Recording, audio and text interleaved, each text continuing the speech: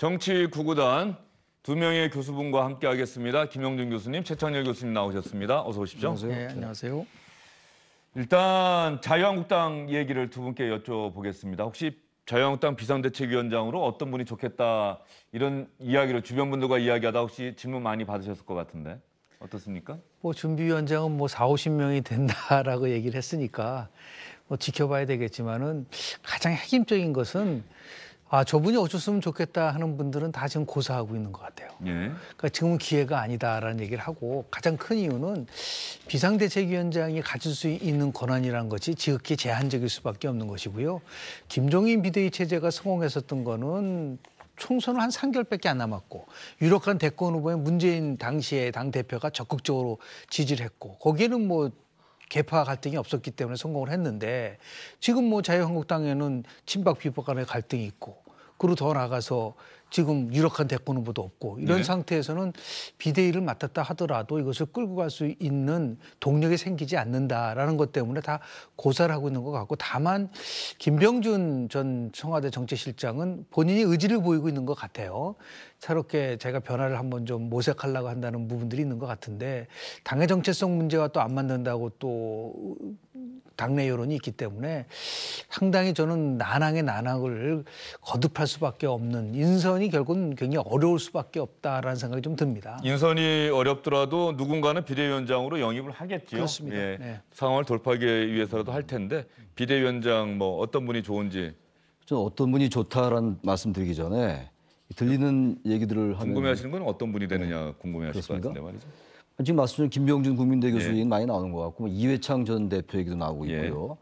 이국종 아주대 교수 얘기도 나오더라고요. 아주 일부에서. 그러니까 국민들이 볼 때는 지금 한국당이 급하긴 급하다 하더라도 물론 여러 명 중에 하나겠습니다만 누가 유력할지는 두고 봐야지 합니다만 그런 얘기가 나온다는 자체가 한국당이 지금의 한국당의 선거 패배 이후에 현재 위상 그런 것들에 대한 인식이 아직도 좀 잘못되어 있는 것이 아닌가 하는 생각이 좀 들어요.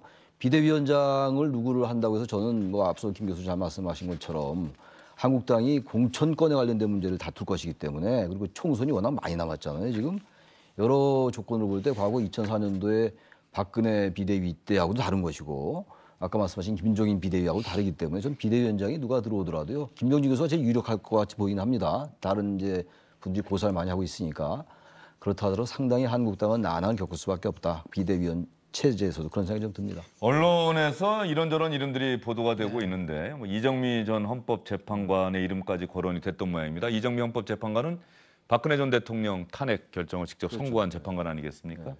그것 때문에 김진태 의원이 이건 언론 보도예요. 진짜로 그런 움직임이 있었는지 이거는 전혀 상관이 없는 얘기인데 김진태 의원이 자신의 페이스북에 글을 올리기도 했었어요.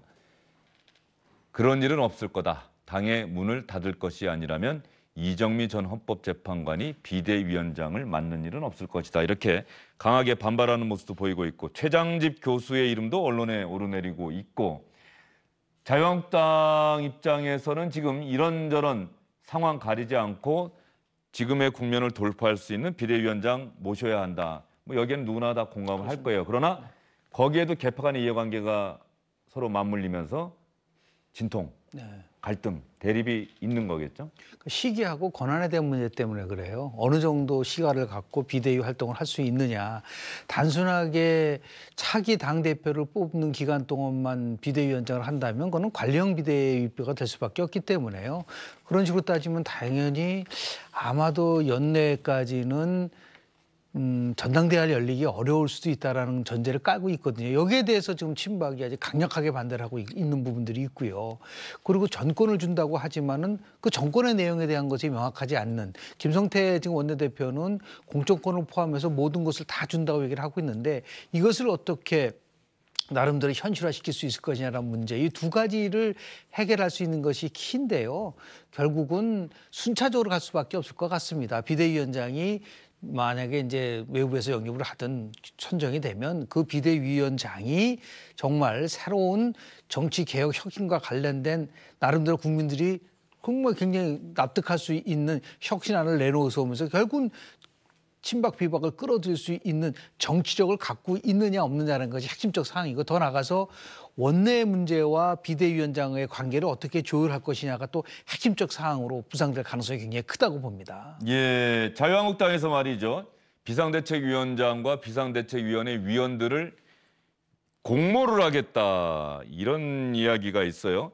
대국민 공모 추천 이런 것들을 자유한국당 홈페이지에다가 아마 올렸던 것 같은데 말이죠. 혹시 화면이 준비되어 있으면 좀 보여주세요. 저는 지금까지 기자 생활하면서 비상대책위원회 위원장과 위원을 공모하겠다는 얘기를 처음 들어봅니다. 지금 저 화면에 나오고 있죠. 글쎄요. 저 보면은 그만큼 이제 한국당이 어쨌든 국민들의 시선을 끌고 선거 이후에 이른바 이제 보수의 재건을 위해서 몸부림치는 그런 모습들인데 지금 말씀처럼 저도 저런 모습은 처음 봐요. 비상대책위원을 공모하는 거는. 전 저런 부분들도 뭐 저 자체를 전 탓할 필요는 없다고 생각합니다. 여러 가지 안을 내놓는 것이고 국민들의 관심을 끌고 어쨌든 그런 건 좋은데 중요한 건 역시 제가 계속 강조하는 겁니다만 비상대책위원장이 누가 되든 간에 저는 당을 장악하기는 어렵다는 지금 주변 환경이 있고요. 또 하나 문제가 좀 공개적이고 명시적으로 왜 한국당이 졌는가에 대한 그런 토론과 반성이 여전히 없는 것 같아요. 제가 계속 강조하는 게 그런 것들이 전제되고 그런 다음에 저런 절차를 거쳐 나가야 되는데 비상대책위원장 비대위 꾸리고 비상대책위원장 영입하고 이런 것들은 항상 우리가 익히 보아왔던 그런 정치 문법들이거든요. 예. 네, 그래서 그런 점에서 좀 아쉬운 점이 있습니다. 예, 안상수 비상대책위원회 준비위원회 위원장, 안상수 의원이 비상대책위원회 구성과 관련해서 어떤 얘기를 했을까? 그리고 과연 비상대책위원장은 언제쯤 결정이 되는 건지 한번 들어볼까요? 저희들은 추천된 분들, 위원장급으로 보여지는 분들은 약 40명 가까운 그런 분들이 추천이 됐고, 그래서 그분들을 중에서 일단 주말까지 5, 6명 정도 선으로 압축을 하고 인터넷 등을 통해서 국민 공모를 해서 내주 중에 우리의 안을 확정하는 걸로 그렇게 계획을 가지고 있습니다. 그들이 다 훌륭하고 중요한 분들이어서 논의 과정에서 잘못 노출이 되거나 그러면 혹시 신뢰가 되지 않을까 하는 걱정도 있고 그래서 굉장히 조심스럽게 하는 점을 이해를 해주시기 바랍니다. 네, 자유한국당 비상대책위원회 구성 관련 소식은 이제 위원장이 결정이 되면 그때쯤 여러분께 자세히 전해드려도 되지 않을까 싶습니다. 매일 그때그때 뭐 어떤 사람들이 그렇습니다. 후보에 오르내린다라고 전해드리는 게 의미가 없어 보이고요. 이번에는 이제 한번 시청자 여러분과 함께 생각해 볼 만한 주제를 다뤄보도록 하겠습니다. 김명수 대법원장이 다음 달 퇴임하는 대법관 3명의 후임을 임명 제청했습니다. 후보의 이름이 발표가 어제 됐죠. 이 이름 들으면서 술렁이기 시작했습니다. 법조계. 일단 김선수 변호사, 이동원 제주지방법원장, 노정희 법원도서관장 이렇게 3명이 추천이 됐는데 김선수 변호사가 대법관 후보로 제청된 데 대해서 가장 많은 이야기가 있어요. 왜냐하면 민변회장 출신의 최초의 대법관이 되는 것 아니냐. 게다가 이분은 판사 검사 경력이 전혀 없어요. 제조 경력이 이런 거 없다는 전혀 거죠? 없죠. 제조 경력이 없죠. 일상적으로 우리가 상식적으로 봐도요. 대법관인데 어떻게 판검사 경력이 전혀 없는가 이런 생각을 할 수가 있잖아요. 그래서 이번 대법관 후보자 중에서 그야말로 이 김선수 후보자는 파격 그 자체다라고 평가할 수밖에 없을 것 같아요. 게다가 또 이분이 사법시험을 수석을 했습니다. 85년도에. 그리고 난 다음에 법조계에 들어가지 않고 계속 변호사로 있었거든요. 그리고 여러 가지 변론 중에서도 주로 노동에 관련된 변호에 아주 족적을 많이 남긴 변호사고 지금 말씀처럼 민주사회를 위한 변호사 모임 민변 회장을 지내고 이런 부분들이 아주 과거에 우리가 보지 못했던 무슨 뭐 이른바 서원학에서 언론에 그런 얘기 많이 나오잖아요. 서울대 출신 50대 남자 이런 부분을 떠나서 그야말로 문재인 정부의 이 김명수 대법원장이 뭔가 대법관의 어떤 구성의 다양성을 통해서 대법원이 변한다, 사법부가 변한다라는 메시지를 확실하게 전달하는 것이 아닌가. 그래서 가장 다른 분들과 마찬가지로 특히 이분이 김선수 내정자가 가장 상징적이다. 이렇게 생각을 합니다, 일단. 제가 고등학교 다니고 대학교 다닐 때는 사법시험에 합격한 분들이 합격 수기를 써요. 네. 고시계 이런 그렇습니다. 잡지에 그 글을 싣고 그리고 그 글들을 묶어서 나온 책 이름이 정말 멋있습니다. 전 지금도 기억하는데 다시 태어난다 해도 이 길을, 그렇죠. 다시 태어나도 이 길을. 여기에 저는 김선수 변호사가 예전에 수석 합격하고 난 다음에 글을 썼고 제가 그 글을 읽었던 기억이 나고 고승덕 변호사 세 개의 고시 합격을 해서 또 그 썼던 글이 기억이 나는데 김선수 변호사는 걸어온 길이 좀 남달라요. 사법시험에 수석 합격을 했다고 한다면은 판사 임용은 당연히 따놓은 당상임에도 불구하고 판사나 검사로 활동하지 않고 변호사, 그것도 노동과 관련한, 그러니까 대한민국 최고의 지금 노동법 전문가로 알려져 있지 않습니까? 이런 경력, 그리고 노무현 정부 시절에는 아마 문재인 대통령이 민정수석을 할 때 함께 호흡을 맞췄던 비서관으로. 어떻게 보세요? 김선수 비서관의 대법관 임명 제청에 대해서? 일단은 뭐 지금 처음이라는 단어가 많이 나옵니다. 첫 제야, 첫 비서울대, 첫 이대 출신 이게 돼 있는데요. 우리나라만의 문제가 아니라 지금 미국도 트럼프 대통령이 대법관을 임명하는데 40대의 젊은 보수, 거기는 종신제예요. 우리는 6년으로 돼 있지만, 그래서 진보 우위의 시대에는 당연히 진보 성향의 대법관이 나올 수밖에 없는 구조라는 거는 그건 따를 수밖에 없는 거라고 보는 것이죠. 그러니까 다시 얘기해서 우리 지금 대법관에 있어서의 인적 구성을 어떻게 다양화시키느냐는 과제를 실은 안고 있는 것이고요. 이것을 이제 어떻게 실현하는 문제 속에서 지금 이제 김선수 지금 대법관 내정자가 지금 많은 그 평가를 받고 있는데요. 여하튼 중요한 것은 얼마나 진보와 보수와 중도 간의 균형을 맞춰 나가느냐. 지금도 보면은 보수 성향인 대법관이 많은 것 속에서 아마 이제 조금 진보 성향인 대법관이 들어가면은 보수와 진보대의 그 균형이 어느 정도 균형을 맞출 수 있을까 않을까라는 그런 기대를 많이 하고 있기 때문에요. 또 더 나아가서 6년간 지금 이제 대법관 활동을 하는 거로 돼 있기 때문에 얼마든지 그 이후에는 변화될 수 있는 부분들이 있다고 봅니다. 그러니까 진보 보수 간에 있어서의 적절한 균형이 왜 중요하냐면 우리 사회에서 너무 지나치게 일방적으로 치우쳤었던 여러 가지 의제들을 다시 복원한다는 의미에서 저는 일정한 부분 필요할 거라고 보는데, 다만 대한민국이나 미국이나 이러한 중요한 대법관에 대한 임무는 청문회에서 상당히 많은 격돌을 할 수밖에 없고요. 인사청문회 속에서 그 나름대로 특히 이 김선수 변호사 같은 경우는 통진단 해산과 관련돼서 또 그 변호를 한 경력도 있기 때문에 이런 것들이 어떻게 인사청문회 속에서 투영돼서 나올 것인가 한번 주목해서 봐야 될 부분이라고 저는 봅니다. 그러면 김선수 변호사 대법관으로 임명 제청이 됐는데 이 임명 제청 소식에 어떤 심정을 기자들에게 밝혔는지 같이 들어보겠습니다.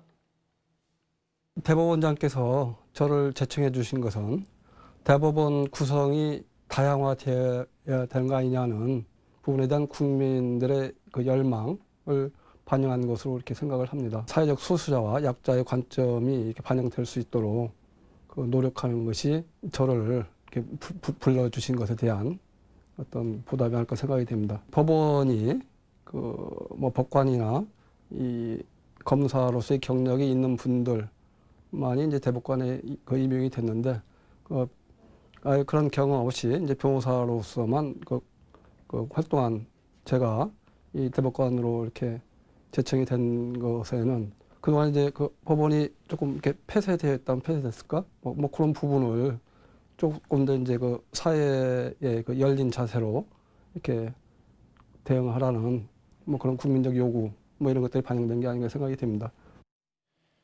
김선수 변호사가 2015년부터 대법관 후보에 오른 게 5차례랍니다. 5번이나 올랐다가 이번에 임명 제청된 거는 처음이라고 하는데 김선수 변호사가 이번에 대법관으로 임명된다면, 국회의 인준 절차를 통과해서 임명된다고 한다면 우리 대법관이 13명 있는데 대법원의 구성이 조금 변할 것이다, 이런 얘기가 있어요.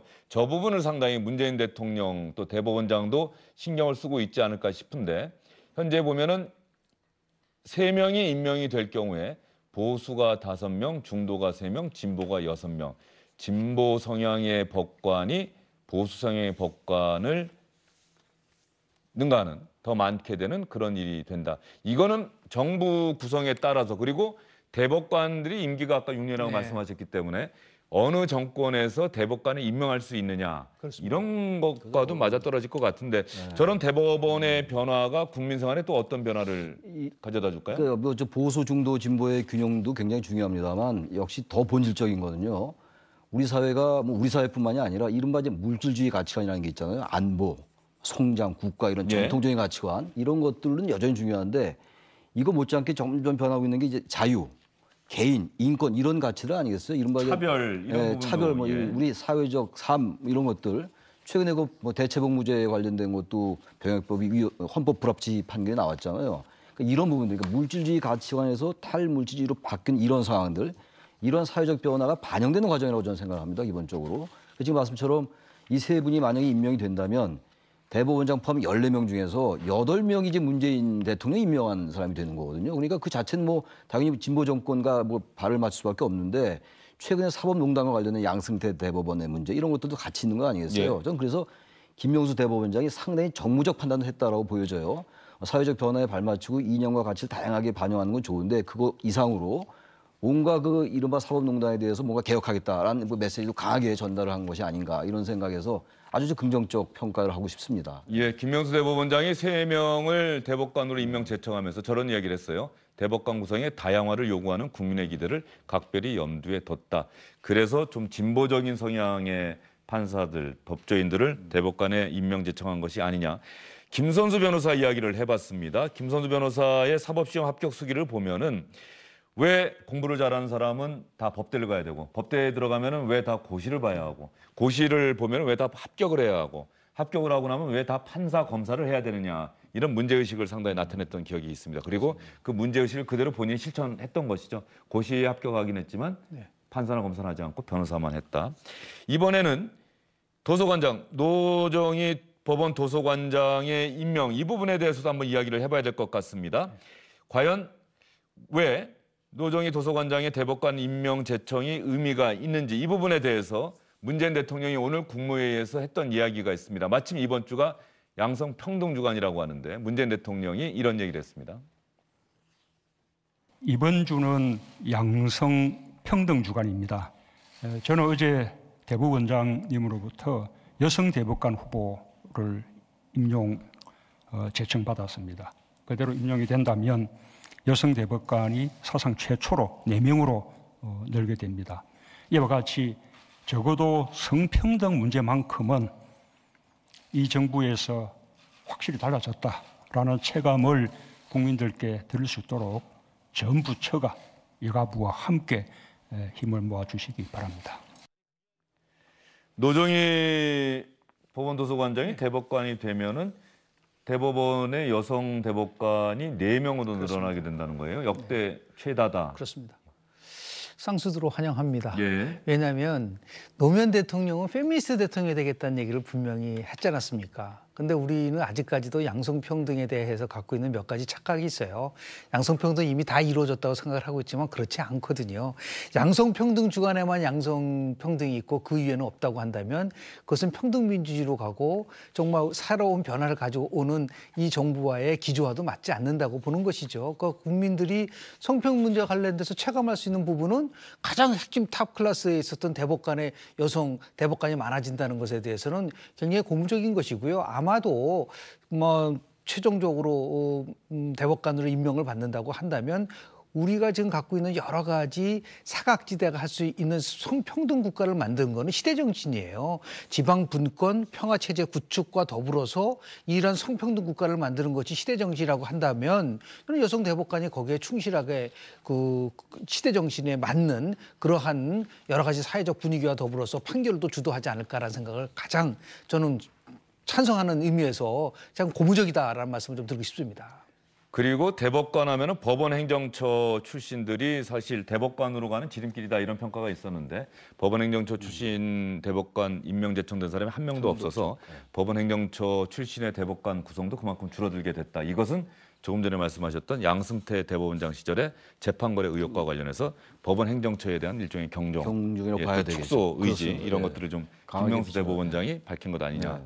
그런데 저희가 김선수 변호사, 노정희 도서관장 이렇게 대법관으로 임명 제청됐다는 소식을 여러분께 전해드리고 있는데요. 대법관은 국회 인사청문회 그리고 임명 동의 절차를 거쳐야 합니다. 그냥 임명되는 게 아닙니다. 그만큼 대법관이라는 자리는 중요한 자리인데 민주당, 집권당인 민주당 원내대표는 지금 상황에 대해서 뭔가 답답하다 이런 얘기를 하고 있는데 왜 그런지 이야기를 들어보시죠.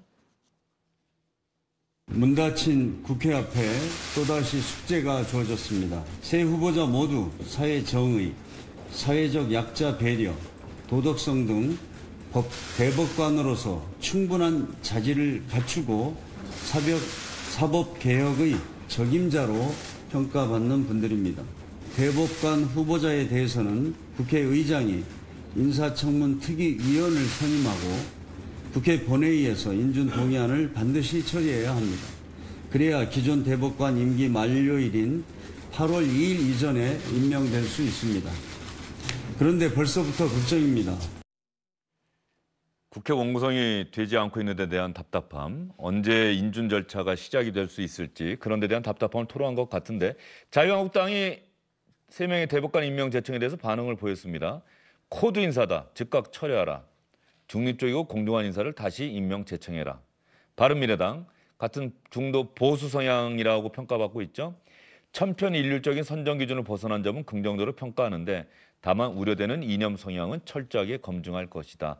철저하게 검증하는 것 좋습니다. 인사청문회 일정 빨리 잡고 임명 동의 절차도 빨리 진행해야 될 텐데 그 전에 국회 하반기 원구성, 국회의장, 부의장, 상임위원장 이런 부분들에 대한 협상이 남아있기 때문에 민주당의 원내대표가 상당히 걱정을 하고 있는 것 같고요. 자유한국당 이야기를 마지막으로 하나 좀 더 해보도록 하겠습니다. 당사 이전 문제와 관련한 이야기인데 자유한국당 당사 옮긴다는 얘기 들으셨죠? 그렇습니다. 예. 과거에도 뭐 이런 시도가 많이 있었죠. 뭐 천박 당사 뭐 많이 나온 얘기고 2004년도에 저 뭐 이런 당사를 옮기고 중앙당 기구를 축소하고 이런 것들 저도 뭐 바람직한 방향으로 보는데 역시 또 제가 말씀드리는 게 역시 근본적인 걸 해야 된다. 그래서 저는 비대위원장도 다시 영입하고 여러 가지 이제 조치가 취해지겠죠. 이른바 인적 쇄신, 인적 청산. 근데 역시 반성과 성찰에 대한 어떤 그런 명시적이고 공개적인 입장을 해야 되고 전 그래서 방송에서 이런 말씀이 어떨지 모르겠는데 한국당을 좀 다시 태어나기 위해서는요. 저는 비대위 구성하고 당사 축소하고 이런 게 중요한 게 아니고 기본적으로 좀 해산하는 게 낫다고 생각해요. 차라리. 그런 다음에 무소속으로 있는 다음에 그 상황 속에서 다시 뭔가 생각이 맞고 이런 사람들이 자신의 의견을 표명하고 이러면서 국민들에게 다시 선택받는 이러한 전 절차를 거치는 게 오히려 낫지 않는가 생각을 뭐 전 개인적으로 합니다. 당사 이전에 대해서 김영준 교수님은 어떻게 생각하십니까? 정당법에 중앙당에 대한 부분들은 명시가 돼 있어요. 정당이 그 중앙당을 가져야만 하고 그리고 전국 시도에 5개의 지부를 갖게 돼 있고요. 헌법에 의해서 국고보조금을 받게 돼 있습니다. 그러니까 다시 얘기해서 이거를 해산하냐를 넘어서서 비대화된 중앙당 조직을 바꿔서 좀 내실화시킨다는 것에 대해서는 저는 자유한국당만이 아니라 더불어민주당도 마찬가지로 모든 정당이 해당되는 부분이라고 봅니다. 다만 결국은 국민들이 자유한국당이 바뀌었느냐 바뀌지 않았느냐에 대한 평가는 당의 규모를 축소하는 것보다는 저는 그것보다 더 우선되는 것이 의회 내에서의 그동안 보여줬었던 행태에서의 변화가 있느냐 없느냐 빨리 원구성하고 청문회 절차를 거치고 이렇게 해서 그동안 보여준 반대를 위한 반대를 넘어서 대안을 내주는 이게 더 중요한 것이고요. 이러한 당사 관련은 그런 하드웨어와 관련된 것 가지고는 안 된다. 그러니까 그 당이 움직여지고 정치가 움직여지는 소프트웨어 관용과 배려와 협치라는 것을 어떻게 국민들에게 각인시켜주느냐가 더 중요한 것이 아닌가라는 생각을 개인적으로 합니다. 예, 두 분이 거의 비슷한 말씀해 주셨습니다. 근본적인 변화가 있어야지 형식적인 변화에 치중해서는 국민들의 판단, 국민들의 지지를 받을 수 없을 것이다. 2004년에 당시 한나라당이 노무현 전 대통령 탄핵 역풍으로 당사를 옮길 때 그 당사 현판을 떼서 그것을 들고서 옮겼던 장면 기억하시죠? 그럼요, 기억하죠. 14년 전 일입니다. 예, 옛날 얘기입니다. 예. 네. 그런데 그 시절 사진 한번 영상 있으면 보여주세요. 그 영상을 보면서 한번 이야기를 이어가죠. 저 때는 어쨌든 간에 야 한나라당이 절박하구나. 마찬가지였을 거예요. 워낙 바닥을 쳤으니까. 네네. 그런데 저 때는 저런 선택과 이런 것들이 국민의 지지를 받았어요. 그렇죠. 총선에서 정말 처참하게 질 거라는 예상이 있었는데 선전했다는 건 아니겠습니까? 121석이나 얻었죠. 예. 100석도 못 얻을 거다 이런 얘기가 많았는데 저 땐 나름대로 국민들이 주목을 받았어요. 이번 선거의 참패는요. 제가 계속 얘기하는 게 탄핵의 연장이라는 거예요. 이 선거 자체가. 그 국민들이 한국당은 탄핵에 책임이 있는 정당이고 이런 점들 때문에 저런 지금 여러 가지 노력들이 별로 그렇게 생각보다 2004년도 저 때보다는 별로 긍정적 평가를 못 받고 있는 거거든요. 역시 한국당의 더 근본적 변화를 국민들에게 보여주는 그러한 쇄신이 필요하다고 생각합니다. 네, 자유한국당의 근본적인 변화와 혁신, 쇄신이 필요한 시점이다. 당사를 옮기고 중앙당을 축소하고 이런 얘기로 국민들의 지지를 얻을 수 있겠느냐. 두 분 이렇게 지적해 주셨습니다. 수고 많으셨습니다. 네.